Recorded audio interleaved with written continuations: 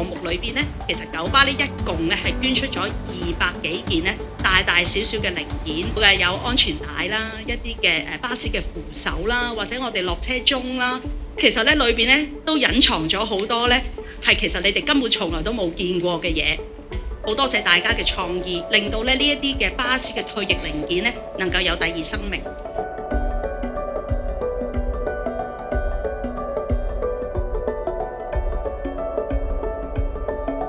我都特別感謝咧基督教家庭服務中心，佢哋咧喺翠林工場嘅學員咧，亦都負責生產頭先提到一款咧用九巴材料咧製作而成嘅一把直遮。到時咧九巴嘅同工咧就會利用呢把遮咧去服務大家。